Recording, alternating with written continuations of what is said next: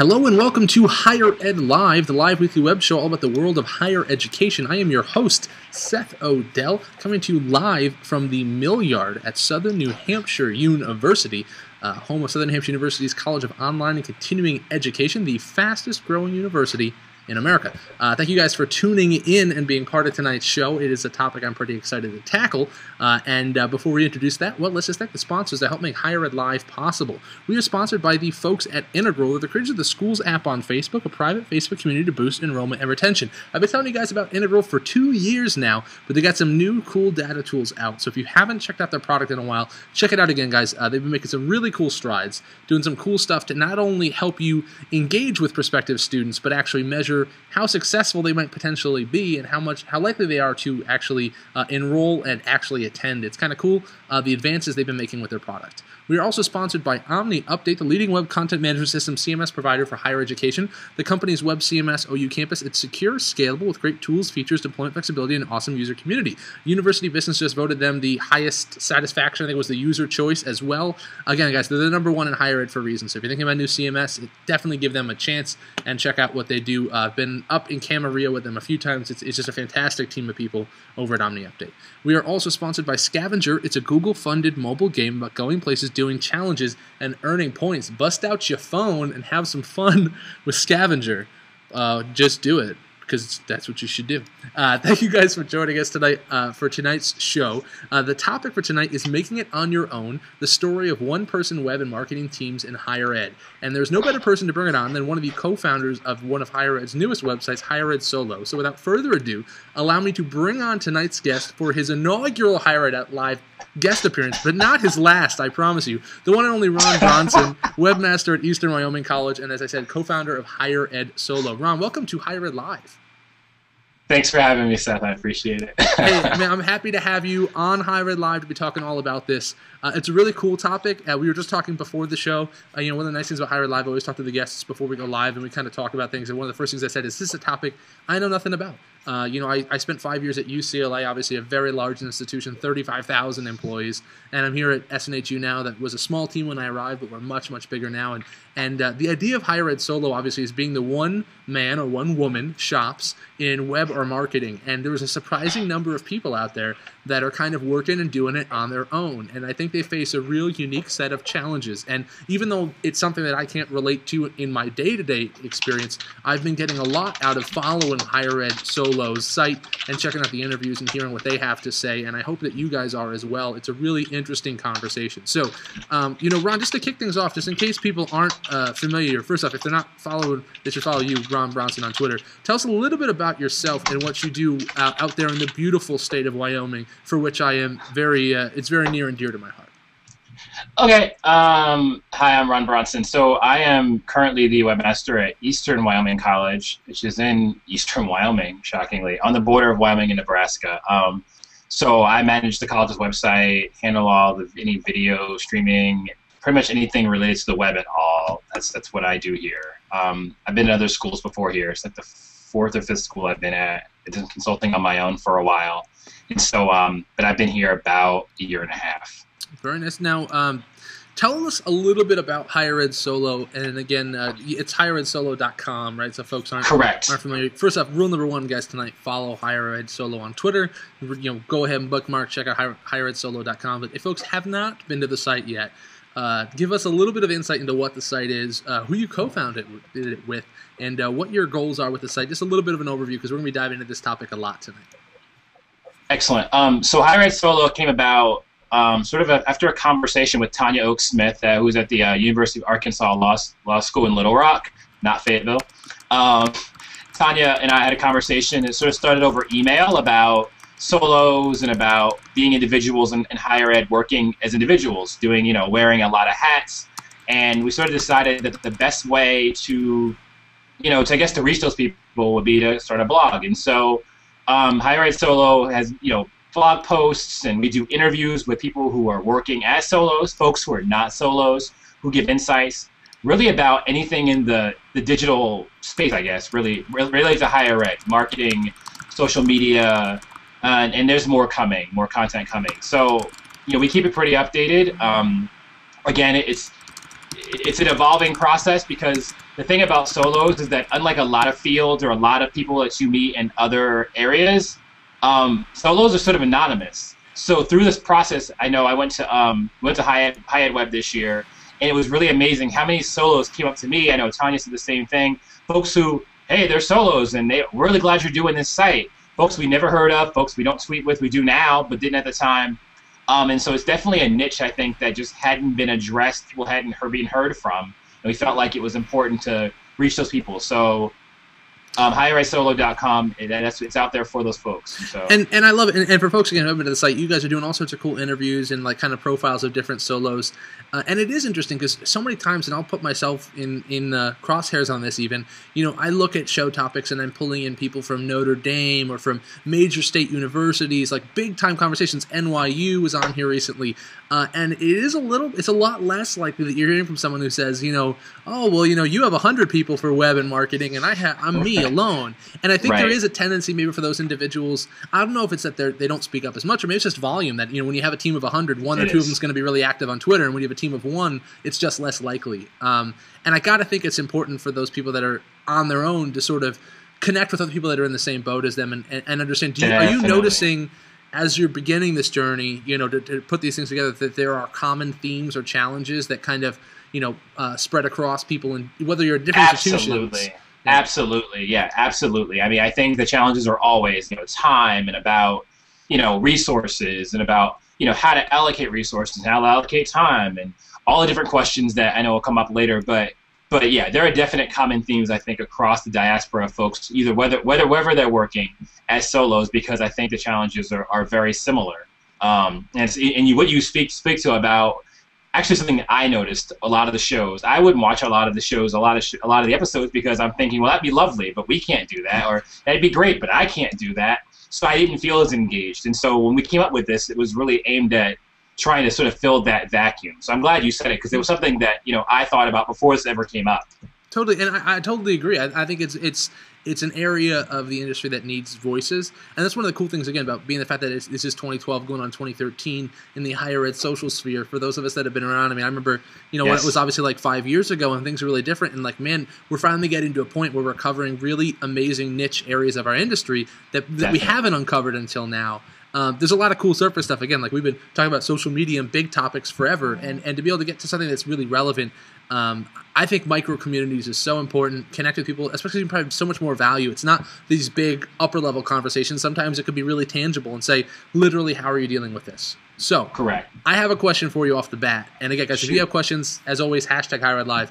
And mine is a simple one. How in the world can one person run a higher ed website? I mean, I can barely run a blog by myself. How in the world can one human being actually be responsible for an entire institution's website? How? Like, that's the first question to me. I think that it's really about, well, I don't know, prayer or no. I think that really you just need to be really good at prioritizing. You need to be really good at understanding the institutional goals. And then I've actually been at schools where I wasn't the only one, but this is probably the third time I've been a solo. At one school, I got a person. And I think that in each case, the circumstances were very different. The challenges were very different. But the things that were similar was having to prioritize, knowing that if you didn't do it, it wasn't going to get done. Being able to sort of, it really depends on your strengths, I think, too. But so it really depends on the person, institution. So I think it's institution specific. But overall, I'd say that it really is about prioritization. That's like it's like job 1, 2, and 3, I think, with managing a site by yourself. So let's talk a little bit. I'm curious, what are some types of institutions that have solo teams? I mean, are we talking about just institutions that have smaller student populations? Is it something that it could be is it skewing more community colleges or privates or publics? I mean, is there any sort of like trend at all, or is it kind of just really depend on how an individual institution approaches things like web and marketing? I think what you said is actually two different things, two different parts of that. It is a resource allocation thing.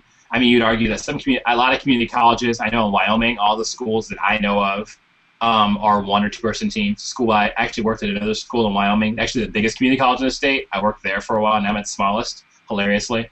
And both schools had 1 person. Now they have 2. But I think that it's a resource thing. It's also an issue of a lot of schools aren't caught up. I think it's probably in 2012 going into 2013. I think it's an issue that people are starting to be more aware of. But I know a school in Denver, a community college, that they outsourced their website. Now they're bringing it in. They have one person at a school with 16,000 students. Wow. So you think, how's that going to work out? I don't really know. But so I think it really is about institutional awareness, understanding the web. And if you don't have folks in-house who know how the web works or where trends are headed, then you'll have one person doing everything, or whatever else. And I think that's an interesting point too, because I think as the web had evolved long ago in higher ed, though, that people kind of got by with what they could. In fact, I could see why small institutions would continue just to get by with what they can. And in fact, kind of an interesting side note, and this is funny to me that I'm only just now realizing this. My last year at UCLA, I actually worked for the School of Public Affairs, a graduate school, and out of that school, there was only myself and my supervisors, two of us in the marketing team. And we did all the marketing and ran the website for the graduate school, totally separate on our own service by ourselves. And in a way, it was like, I guess we were not solo, but a team of two. So I guess it's kind of, you probably do see large institutions as well, where it's not one person for the whole institution, but one person for a specific school, a specific department. School or department, exactly, yeah. There's a lot of that. And I think those folks are part of this conversation, because at some schools you may not be involved with, you may not have a part of the bigger conversation, but you have very day-to-day institutional issues that are related to your college or your department or your campus or whatever else. And so I definitely think that that's something that even at bigger schools you'll see people having the problem with. So I just got to ask you this question. Is it realistic that one person can do this? I mean, or is the goal, or do you see the evolution being that higher ed solo is going to higher ed duo and is it? Are you seeing a trend of this evolving? Higher ed army, higher ed battalion. I don't know. What do you think? Do you see it continuing to evolve? I'm just curious, where you see this in the 5 to 10 year scheme. Do you see this continuing to be less solo teams and maybe more, bootstrap 2 or 3 people at a time?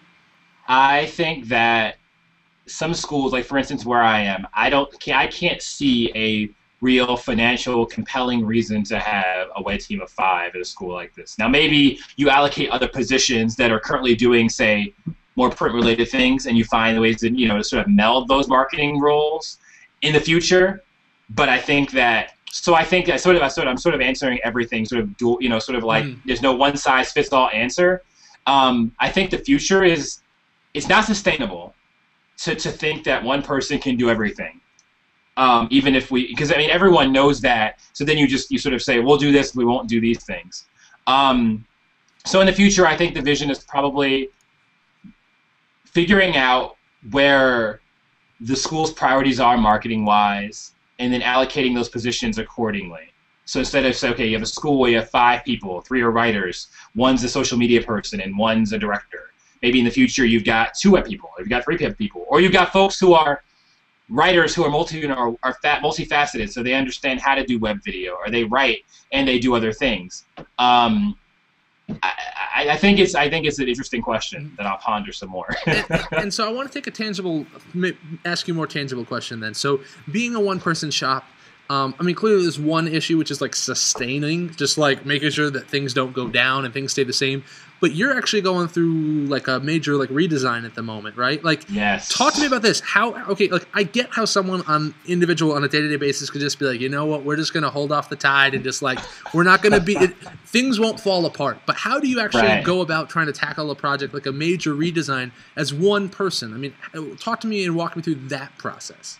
I don't drink, so there's that. Well, that makes one of us.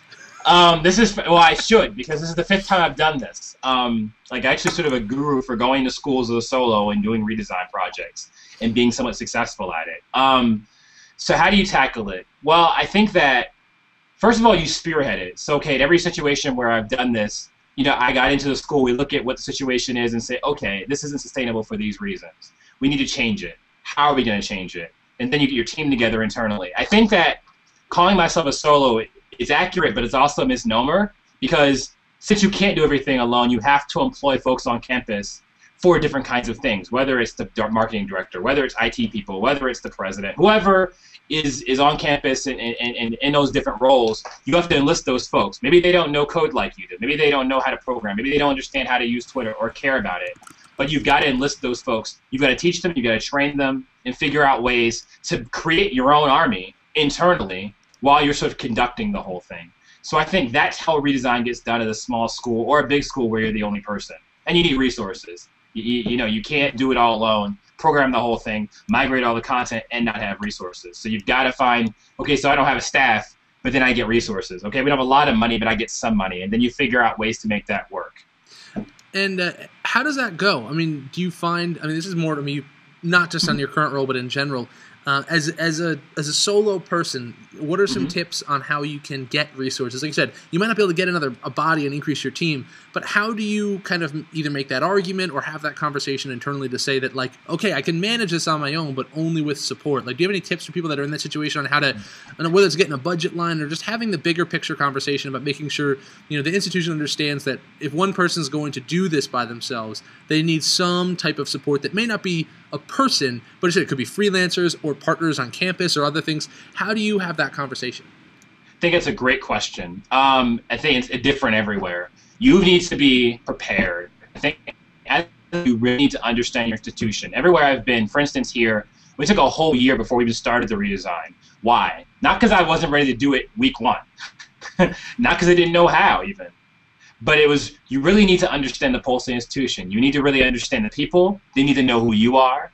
You need to build that trust, build those relationships, and really start making the kinds of test cases for why you need certain things. You know, whether it's, you know, here are the metrics, here are the stats, here's who's looking at our site. You know, be prepared. So if you have stats, if you have the information, talk to other people in higher ed, find out what they've done. Because people, you know, folks love in higher ed, love not being the first one, right? They want to be copycats. Oh, they did it at that school? Oh, we respect them. We'll do what they did. And so, you know, you'll want to make sure that you do that. So you want to have evidence. You want to have resources. I'm sorry. I'm going to slow down a second here. Yeah. Being live is new.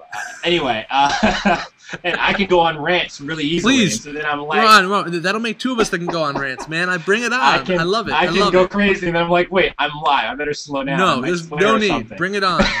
Fuel it, man. So what you'll want to do, the first thing you'll want to do is make sure you have evidence. Don't go to your boss and say, we need a new website, because you know what? That's lovely. But if you can't back it up, it's not going to work. And you may only have one chance to make that argument, whether it's to a senior leadership team or to, you know, people in charge or folks who control the purse strings. So you want to make sure you're as prepared as possible to do that. And I'd say making sure you have metrics or statistics. Evidence of what other schools have done is the second thing that I'd say. And the third thing I'd say is leverage on your strengths. Do you know what I mean? So I know what my strengths are. I know what I'm really good at. You need to know what you're really good at and what your strengths are, and then try to build a project not around your strengths per se, meaning don't make it a project where you say, if I leave, they'll never be able to do this. No. More like build a project that's built around your strengths so you can manage the project, but that if you're not at the school anymore, because you're an army of one, that everybody else can feel like emboldened to manage it. Because a lot of times being a solo, folks see your job as, oh, you're the mystical web person. You know all these things. You know all that technical stuff. I don't know anything about that. But in 2012, if you know how to use a CMS and you can read words, you probably can manage it. You know, even if you're just a person who doesn't know HTML, doesn't know PHP, or doesn't know how to do JavaScript. You don't have to. WordPress is pretty easy.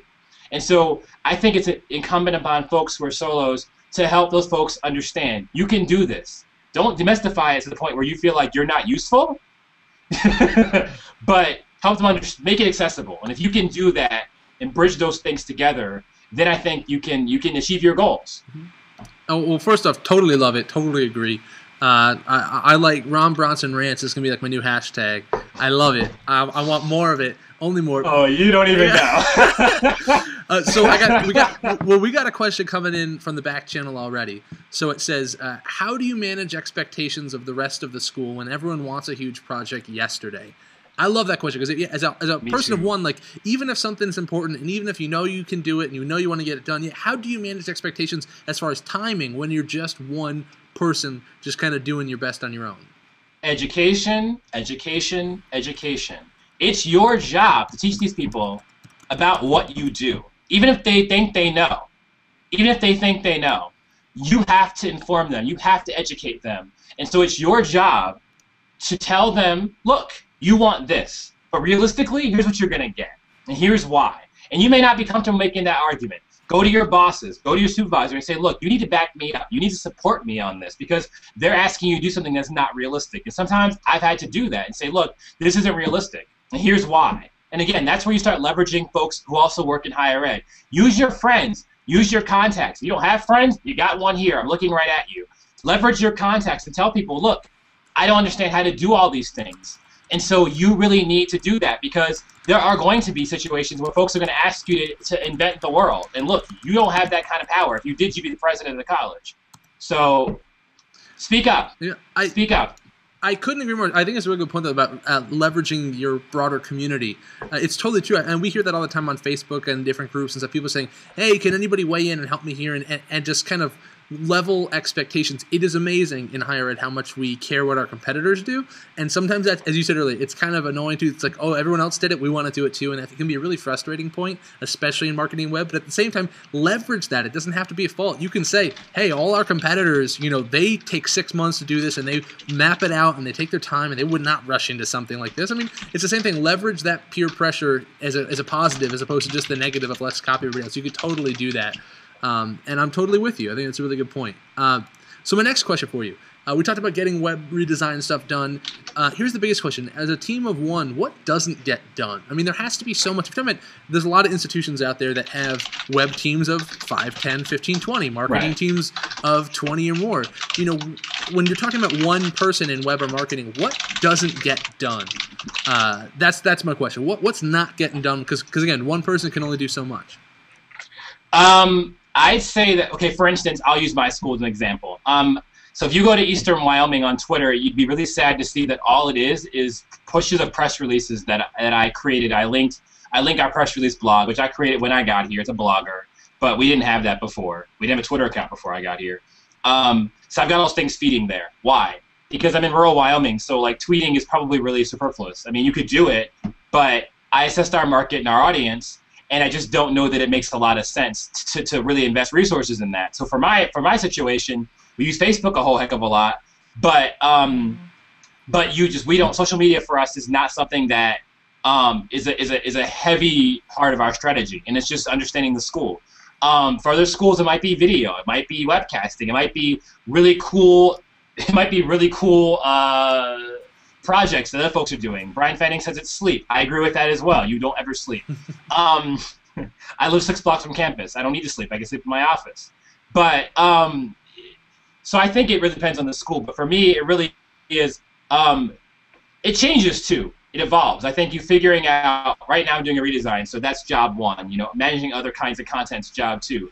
But there are certain things that are like really nice to have. If you go to Higher Ed Solo right now, I spent some time talking to Courtney Malum. She's at York University in Toronto, and she was talking about things that, same situation where there's some things that sound really great, and I'd love to do them, but no time. So I don't do those things. Maybe someday when I have more students to work for free.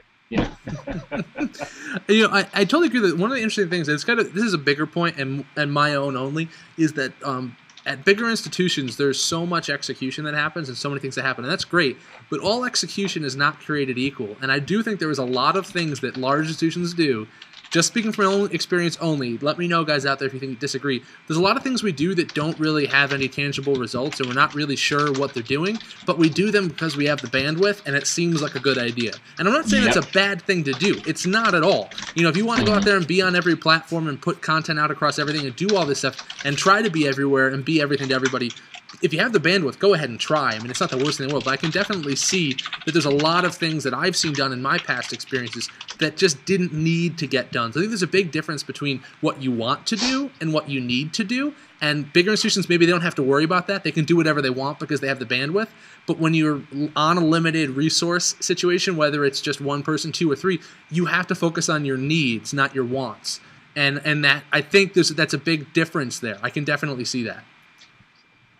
I like that. That's so true. And I think that's interesting. And then it goes back to what you said too about different institutions having different things, and it's very interesting. So I'm going to piggyback something you just said quickly, though. Please. The thing you said about being able to sort of like, you guys can, it's like being the Yankees. You guys can buy a player, pay $10 million, and he's not very good. You can release him because you're the Yankees. It's all right. A small school, we can't do that. We're the Royals. Sorry if you don't know baseball, folks. Anyway, what I think that I would just say. Sorry, I was looking at a tweet. But what I'd say is, as for being at a smaller school, one thing we can do is be nimble. So sometimes you can try things, because if I screw something up in a small school, no one's going to notice.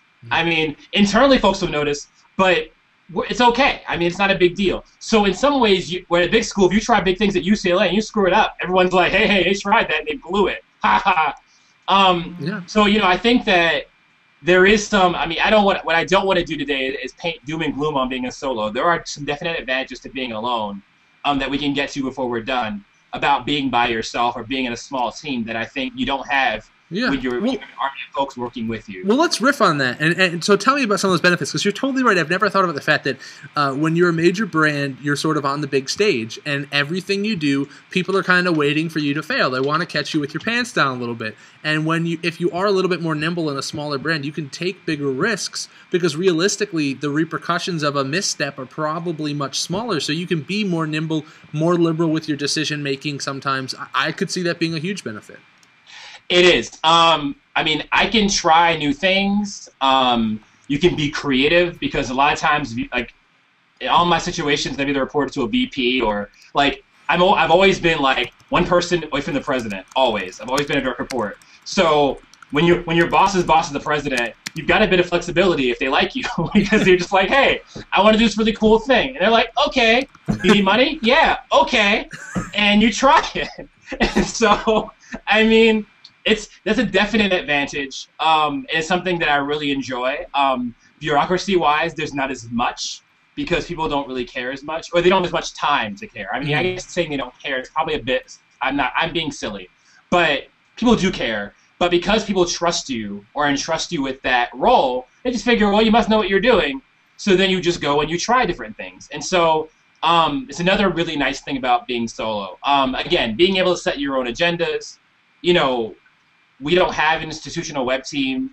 There are IT committees and things like that, but there's no, like, built-in web team. In every redesign I've done, so I've built my own committees, which is great when you don't want a huge committee. That's just a few things off the top of my head, but I would just add one of the cool things too, and this is speaking from my experience. I'm still in a relatively large team, a 20-person internal agency, but even coming from UCLA to here, again, I mentioned this earlier, I was in media relations for most of my beginning portion of my career at UCLA, and I was one of 70 reps. And then I moved into marketing, and we're part of, 200 marketers on campus. There's something to be said about diversity in what you get to do. When you get that big, you do become really one-dimensional. Your designer designs, your copywriter copywrites. Your video person does video, and then you might have two video people, and one of them's the junior, and they do less things. And even here at SU, I get to do many different things because we're smaller. There has to be, I think it could be a challenge too and a negative, but there's got to be a positive to being able to do many things rather than being kind of pigeonholed into a single skill set, which definitely I think happens when you have really large teams in play. I think one of the things I'd say about that is there's still the silo mentality even when you're in situations where there's one person rather than 50, where folks are like, this is my territory, this is my turf, this is my ground, I do this, you can't get in here. It can be really, really dangerous, and I'll just leave it at that. So I think that one of the things that I've been successful at career-wise is breaking down those silos, is sort of encroaching on those silos and saying, look, yeah, it's really great that you do this, but let's bring these things together. Let's coalesce these teams, because you don't work for a University of Financial Aid or University of Admissions or University of IT guy in the corner. You work for the same university, the same college. So we've got to work together on this. And that's a personality thing. But the silos still exist. They still happen. But I do think you're right that because you're forced to wear 6 hats, you're the police chief, you're the fire department chief, you're all these things, by the nature of that, you are able to just you have no choice but to do different things and try them. So let me ask you a very different question. How do you take days off or call in or go on vacation? I don't ever leave. I live here. This is actually my house. This is your house? This is my house. This is my house. That's why there are posters on the wall. Guys, you see that? You guys see that? That's Ron's house. Right there. My house. It's a little box. It's my house. Not really. Well, it's, Cross training. So, for instance, I mean, I'll bring a laptop. If I go away for a week, I bring a laptop so that if something happens, someone can email me or call me. I always tell folks, look, don't call me, and they know they can, so it's not really a big deal. My boss will call, and so in my case, I'll route things through the PR staff. In some schools, I've had a backup person in the office so they can do they can do rudimentary things, edit the CMS, update things while I'm gone. But here we just do cross training, so or folks will call me. I mean, it really depends, but it's not. I mean, I think it's like anything else. I mean, think about your job when you're not there. I mean, what happens, right? Things kind of happen until you get back. I mean, I don't have it set up. I think it's probably just good leadership. If you set things up well enough that it's not a house of cards, you can walk away without it falling down on you. So let me ask you the next question, which I think people need to know about. And this is, again, one of the interesting things about this conversation. Again, I mentioned at the beginning of the show, this is an area of the industry I don't know much about at all, so I'm really excited we're talking about it.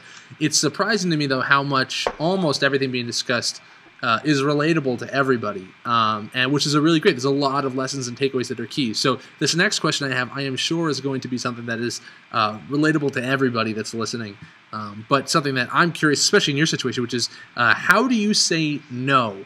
What is your approach to that? That's got to be 2 letters and 1 word that have to be your go-to, right at the hip, ready to throw it out. Because, I mean, when you're one person, it's one thing to take on projects as a team, but it's another when you say yes to just 2 or 3 too many projects, and all of a sudden you're underwater for, 4 months.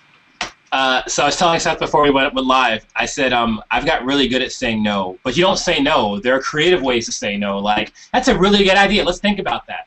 And then you think about it for 6 months. Or, I love your energy. This is, it's brilliant. Let's consider that. Let's talk to the committee about that. And then that way it gets beleaguered for longer. But jokes aside, and I'm about 85% joking there. Okay, 45% joking. One of the things I think you have to do is prioritize. You get interview for these jobs, probably any job. They always ask you, how do you manage your time? Like, how do you learn to say no? And I think you just have to understand what the priorities are. If you're in the middle of a redesign and somebody says, we want to do a Gangnam Style YouTube video for the financial aid day, you say, that's a lovely idea. And if you do that by yourself, I will support you wholeheartedly. But I will not be running the camera or using my students to run the camera because we're in the middle of a redesign right now. That's just common sense. Bigger picture stuff, somebody more important comes to you, a VP comes to you and says, I need X, Y, Z done. That's when you start to figure out, you just need to know your school and know your people and figure out, know your boss and know your support situation and say, what can you say no to? And honestly, I like to give people what they want. So I'm always trying to find ways to help people to help people's dreams come true, right? For instance, someone came to me a few months ago and said, we would love to have a job board on campus. We'd love to have a job board, not for in-house jobs, city jobs, local folks in town who say, we want to post jobs that we have posted in town. Sounds like a really good idea, right? Sounds reasonable, right? Until you start thinking about the logistics of that internally. Who's going to manage it? Who's going to maintain it? What happens when the jobs have been there for 6 months and no one's deleted them? Do you see the thought process involved in all of this, right? You have to be the person who arbits these things and think about what people are asking you to do. And then once you've done that, then you can assess, is it a red light thing, something I can think about for a while and do it later? Something that's a crazy idea that we're never going to do? Is it an idea that we can do right now? Can you meld it into something else? I think being thoughtful is the best way to say no. I think being thoughtful, because you don't really want to say no. Your job's to be a doer, a maker of things to happen. So you're not really saying no. I joke about saying no, but you're not really there to say no. You're there to say yes. But in saying yes, you need to understand what you're saying yes to. Don't just say yes to everything because you want to be the maker of all things. You're not the maker of all things. Mm-hmm. You need to really assess what people are asking you for and make a case for why it'll work now, later, or never. And explain that. If you explain things to people are always reasonable for the most part when I explain to them why we can or can't do something. So let me ask you a question. This is based both off your background and general industry. What is professional development and career growth like for a solo? I mean, are you if you're a one-person shop, is your run away? But is your first day you hit the ceiling? I mean, how does that work? And this is just a general question. I'm just curious that when you're in that position, is it something where you have to leave your institution to grow, or Definitely. Is it where the institution could grow with you? I mean, what's your professional career advice for solos? I will actually explain this because it's actually a really good question for me because I've been at a lot of schools in a relatively short period of time. And I've been successful everywhere, so it's not like I've got like fired or something crazy. Like it's nothing like that at all. But so I actually started at Laramie County Community College, which is in Wyoming. It's in Cheyenne, where you've been. Yep. The largest community college in the state. And I did a redesign there. It's my first job. And so I'll tell you, if somebody asks for career advice number 1, do not do a redesign in your first job. It's the wackiest, it's the stupidest thing you could ever do. I can do it by myself. Completely insane. Don't do that. There's your career advice from Ron Bronson for the day. But more importantly, we did do a redesign, won a few awards, and then I got hired away by a small liberal arts college. And then without saying too much about that, I got hired away by another school for a better job, a director job, like about 8 months later, which was actually fabulous. We did a redesign there. It was great. But then I was doing well, and I started working on my own for a little while, which was really great until the economy tanked, and then it wasn't so great anymore. And then this job opened up, and I took it because I'd been in Wyoming before and so forth. And so I guess what I'm trying to say is as a solo, I think it really depends on what your career goals are. I mean, if you like where you live, if you like your school, you could stay somewhere and, like, I know where I'm currently working, everyone's fabulous. And if I really wanted to be here for a long time, there'd be opportunities for growth down the road. Do you know what I mean? Mm-hmm. I don't think everywhere is like that. So I think then it's really about having measurable things that you can put on your resume so that you go to the next job. Hey, I went to this school and we did a redesign, or I was at this school and we did this, this, and this, and then I went somewhere else. But as a solo, I think that there's probably more than other fields. There's some merit to being able to bounce around a bit, not because you're like flaky or something's wrong with you, but because there's not a lot of career growth. Because you're probably blocked by somebody else who's got a director title, and maybe you want that title, but you can't get that where you are. Then it's good. And I know for my career, it's been fabulous. I've worked at a lot of schools in 7 or 8 years I've been doing this, working on my own. I mean, I know more now having done that than if I stayed at one school for 6 years. Mm-hmm. That's just my strength. Sure. That may not work for everybody. Yeah, but I totally agree. I think that there's a certain understanding that in today's realistic job market, you gotta sometimes you have to leave to get ahead. And there's nothing wrong with that. I've done that a lot. And just to bounce a little bit more off, it was Jeff's question coming in about just in general. Say he was asking about how do you get into communications, marketing, and higher ed in general, PR. Just one thing I'll say, only from my own experience too, is the one thing higher ed values more than anything half the time is outside talent for whatever reason. So don't niche yourself. If you want to work in higher ed, don't say that's the only job you want to get right now necessarily. I mean, I started first I started as a desk assistant, worked my way up to it. I was an assignment editor for ABC News, and I was working for ABC News, and then I moved to California, and I just randomly wound up at UCLA in higher ed, but they were specifically looking for somebody to work in their media relations office that had TV experience, because everyone there was all print, and I had obviously come from the assignment desk area of television news. So be open, just to Jeff, and again, Jeff, feel free to contact any of us. You know, the reality is if you're open to move and you're open for entry level, definitely go for it. But it's kind of a weird industry to get in. Once you're in, you're in. We're also an industry that can be very incestuous and hire from within all the time. So, once you're in, you're in. But just be open, I would say, would be my advice to him on that question. So just focus more on the skills of what you want to do. Whether you want to work in communications or marketing, a little bit less about what industry you do it in right off the bat, I think would be the best. I echo those. I echo that. Agreed. So one of my questions I have is, I go to a lot of conferences. I walk around. I meet a lot of fantastic and wonderful people. But it's sometimes hard to spot the solo because you just don't know. So talk to me a little bit about the solos in higher ed. Do we have some higher ed solo all-stars? Like, who are some folks out there that you think are like, flying the solo flag and doing and representing well for your little niche of the industry? I can't. I mean, Courtney Malum obviously was on our higher ed solo lately, so I'd give her props for doing that interview with me, putting up with me for an hour. Anybody should get an award for that. But and obviously Tanya's fabulous. Tanya Oaksmith, Marley's mom on Twitter. Without her, there's no higher ed solo. So 6,000 bonus points for her. I think that this is one of the things that over the next year we're really going to have to get better at. Is solos are going to need to just sort of wave their arms and we'll meet them at conferences. A lot of them don't tweet. Meeting them at conferences and things like that. is letting the people know they're out there. I know that I went to Hyatt, of course, Hyatt Web this year. I know Tanya was there. And there were folks who came up to me who were like, hey, you know, I'm a solo. Thanks for doing that site. I think that's really great. You know, I've been reading it. And it was really great to get that kind of feedback because we don't know. You know, it's still a new blog. The niche is sort of, we know they're out there. But again, I like to joke that they're too busy to tweet, they're too busy to blog, so you're not going to hear from them. But I think that hopefully conferences will be a really good way to make that face-to-face contact. We're hoping to do some presentations next year.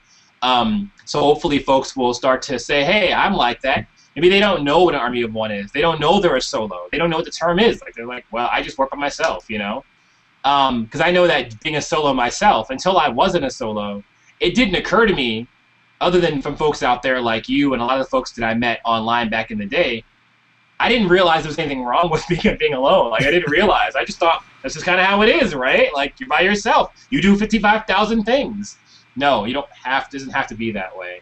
So, I don't know if I have any all-stars, but that's what I think of that topic. Cool. And Tanya's a great example. She's one of my favorite people in higher ed. Just an amazingly hardworking, amazing, beautiful woman. Very, very cool person. With great shoes. Yeah, she's got style.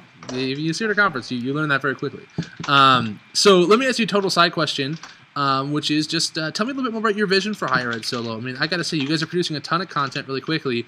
Where do you hope to see it go in the next 6 months or year or so? I mean, and how can folks watching, if someone's watching and is a solo person, maybe how can they either contribute or be interviewed? How can they kind of take part?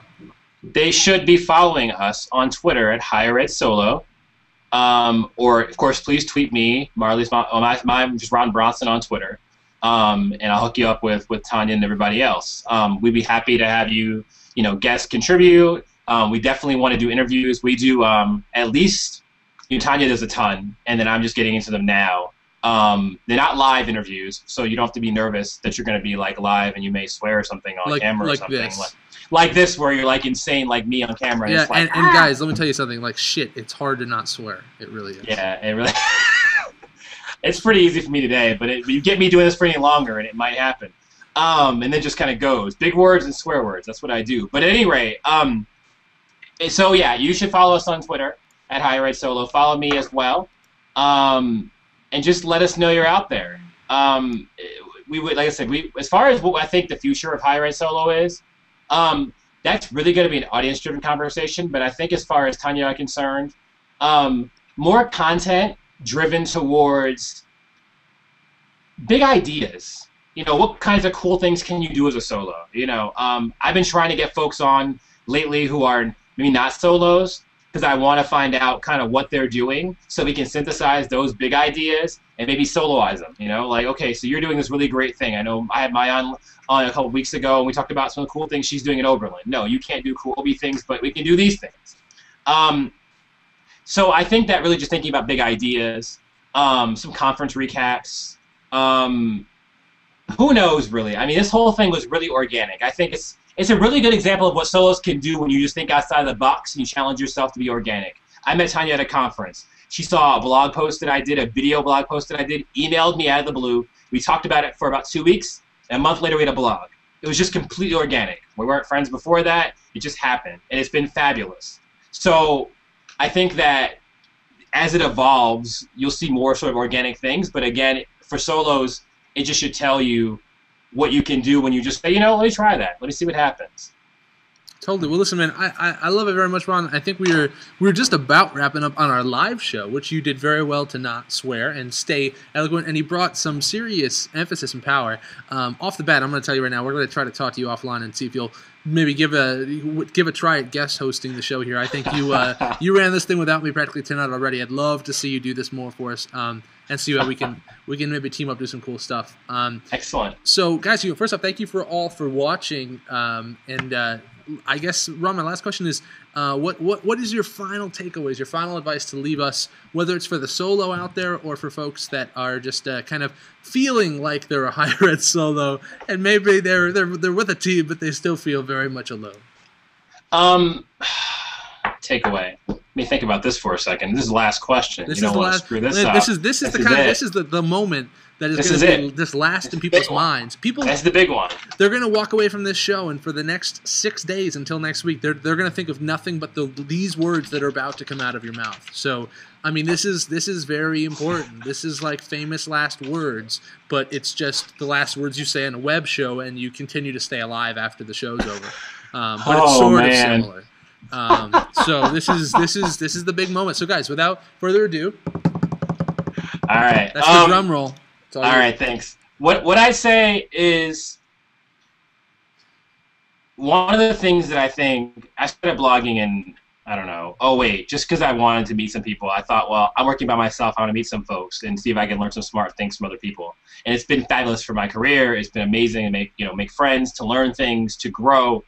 And so I guess I just tell people in general, to feel comfortable enough to push yourself out of your comfort zone. And that sounds funny. Be comfortable to scare yourself. But be willing to challenge yourself. If you feel like you're kicking a lot of butt and you're rocking and you're doing great, good. Do more. If you feel like you're not pushing the envelope, you feel like you're for whatever reason, I don't care if it's for you, if it's institutional, if it's your job, whatever those challenges are, those barriers are that maybe you feel like are holding you back, push against that feeling and explore, push forward. Like I said, higheredsolo.com. You can follow me on Twitter at Ron Bronson. I love giving inspirational chats all the time. It's kind of how I roll. And the community's been fabulous. I mean, I tell you, I will say, I can't say enough about the higher ed community. This is not that episode of Higher Ed Live where we sit and spend an hour talking about how great higher ed is, but I really do want to say that it's just been excellent. The folks I've met, the quality of folks that I've met, the things I've learned. Don't ever feel like you're on an island, because you're not. You may feel like you are at work during the day, but if I live in Wyoming and I'm not on an island, I assure you that wherever you are, unless you're in Montana, that you are not on an island, that you can do anything. I like it. There you go. I like it. Let me just get a little tweetage out there. Throw it out there. So, without further ado, Ron, let me just say thank you very much for coming on the show tonight and sharing the solo story. Thanks for having me. Hey, anytime, Ron. So this is not the last invitation, but we're going to get you back on the show more often. And with that, guys, let me just say thank you all for tuning into tonight's Higher Ed Live episode. I do, unfortunately, need to sign off. I have to go write a big grab paper, and then I got to do a whole bunch of the work because I am going to be off for 2 weeks. So I've been trying to take vacations. It's my first vacation in 4 years. I am taking my beautiful wife, Jillian Odell, on a cruise through the Panama Canal. I'm going to Colombia, Costa Rica. So I'm going to try to do that thing where you let go and you don't obsess about work all the time. That's going to happen. So without further ado, thank you guys very much for watching. The show will be back next week, but we're going to have a guest host, guest topic. I'm going to be handing off the reins for about 2 weeks while I hit the road. So hope you guys don't miss me too much. And until next time, I am Seth Odell. This is Higher Ed Live. This and all 102 of the episodes that I have ever hosted are available at higheredlive.com. Take care. I'll see you guys soon.